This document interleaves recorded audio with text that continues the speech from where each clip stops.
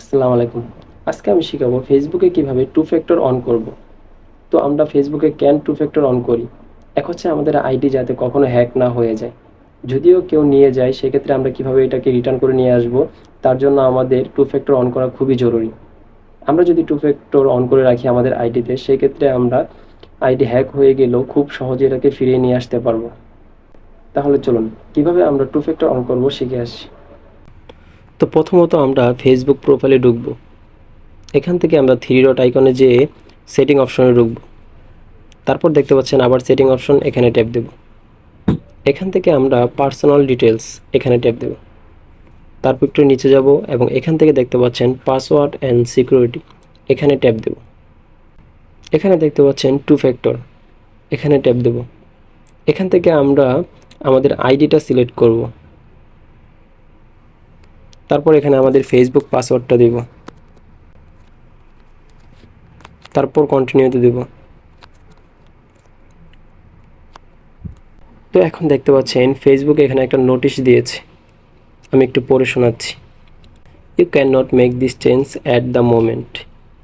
This is because we notice you are using a device you don't usually use and we need to keep your account safe. We will allow you to make this change after you have used this device for a while. এখন আমি এটাকে বাংলায় translate করে সহজভাবে বোঝানোর চেষ্টা করছি। তো প্রথমত এখান থেকে আমরা একটা স্ক্রিনশট নেব। তারপর আমরা গুগল লেন্সে যাব এবং গ্যালারি থেকে ওই স্ক্রিনশটটা সিলেক্ট করব। তারপর আমরা ট্রান্সলেটে দিয়ে বাংলায় করে নেব। এখন এটা আমি পড়ে সহজভাবে বোঝানোর চেষ্টা করছি। আপনি এই মুহূর্তে এই পরিবর্তন করতে পারবেন না, কারণ আমরা লক্ষ্য করেছি যে আপনি এমন একটি ডিভাইস ব্যবহার করছেন যা আপনি সাধারণত ব্যবহার করেন না, এবং আমাদের আপনার অ্যাকাউন্টকে সুরক্ষিত রাখতে হবে। আপনি কিছু সময়ের জন্য এই ডিভাইসটি ব্যবহার করার পরে আমরা আপনাকে এই পরিবর্তন করার অনুমতি দেব। তো এটার মানে হচ্ছে আপনি যে ডিভাইসটি ইউজ করছেন বা ফোনটি ইউজ করছেন, সেই ফোনে যে আপনি ফেসবুকটা লগ ইন করেছেন, সেটাই ফেসবুককে বোঝানোর চেষ্টা করেছে আপনি যে ডিভাইসটিতে আপনি ফেসবুকটি লগ ইন করেছেন সেই ফোনটা সাধারণত আপনি ইউজ করেন না। ফেসবুক ধরে নিয়েছে এটা আপনি নন, যার কারণে এরকম একটি নোটিশ দিয়েছে। তো আপনি যখন অন্য ডিভাইসে আপনার ফেসবুকটা লগ ইন করবেন, সেক্ষেত্রে সেম মেসেজ আসবে।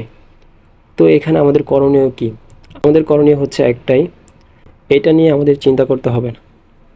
এটা হচ্ছে আপনি যে ডিভাইসে আপনি ফেসবুকটা লগ ইন করেছেন, এটা কিছুদিন ইউজ করার পরে আপনি এটা চেঞ্জ করতে পারবেন। এটা আপনি 1 সপ্তাহ বা 2 সপ্তাহ পরে ঠিক হয়ে যাবে। যখন আপনি একই ডিভাইসে আপনার ফেসবুকটা ইউজ করতে থাকবেন, তখন এটা ফেসবুক ধরে নেবে যে আপনি ফেসবুকের মালিক। তখন আপনি ফেসবুকে টু ফ্যাক্টর অন করতে পারবেন।